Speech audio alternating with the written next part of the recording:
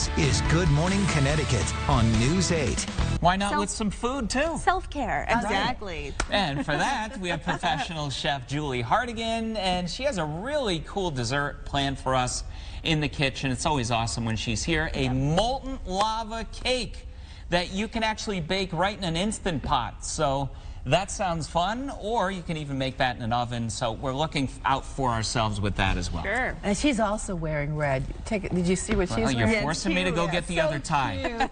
We are treating ourselves in the kitchen. Julie Hartigan has just the trick for a quick and decadent dessert. Can't wait to dig into that. We'll be right back.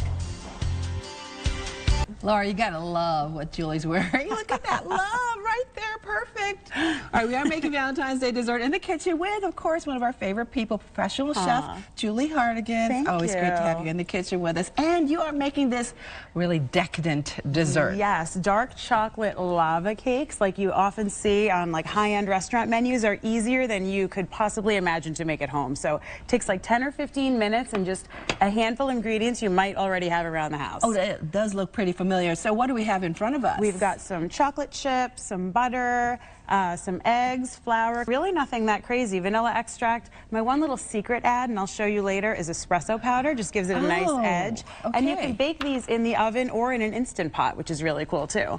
In an Instant Pot? Believe it or not, yes, yeah, exactly. And they take like 10 minutes in the Instant Pot. Yeah, believe it or not. Oh my gosh. And in the oven, they take about 12 minutes. So it's really just a matter of mixing these ingredients together. We do have to line these ramekins with a little bit of cooking spray or butter and some sugar, but when we come back, I'll show you how to put the whole recipe together. You gotta have chocolate on Valentine's Day, right? No matter what. This is a fun treat for your honey or for your kids or for your Valentine or for yourself. It's a great winter dinner party dessert too.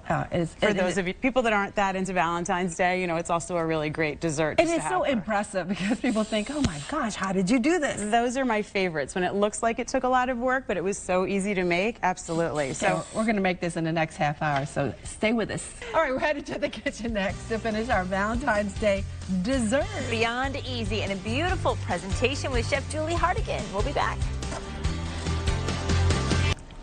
All right, welcome back. We're making an instant dessert in the kitchen. We're just chatting it up all about this. We love it. We're all ready for Valentine's. And you're saying this is easy to make, huh? These are so easy to make. So lava cakes, for those of you at home that aren't familiar, you basically bake these little cakes, and then when you cut into them, you get this gushy chocolate center, oozes out like lava. So love it. Let me show you how easy these are to make. So what I did here, I melted in the microwave, by the way, a cup of dark chocolate chips and a stick of butter. These are decadent. It's Valentine's Day. We're going to have some fun. Yeah, let's. Now we add a little bit of salt.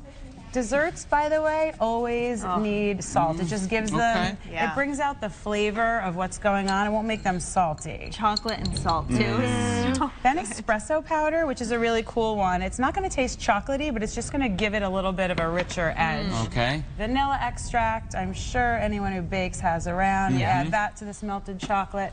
Then I beat 3 eggs. Gil, do you mind passing me those eggs? Oh, not at all. Please, that's the least I can do. You don't even need to break out your hand beater for this one. You can just use a spatula and a whisk. I whisked 3 eggs. Now I'm going to add just a little bit of confectioner's sugar to the chocolate.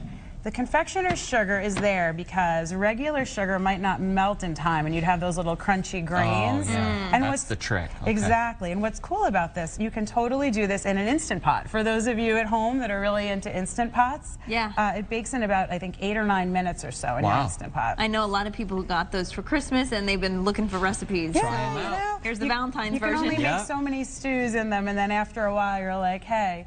Okay, next, a little bit of flour, not a lot.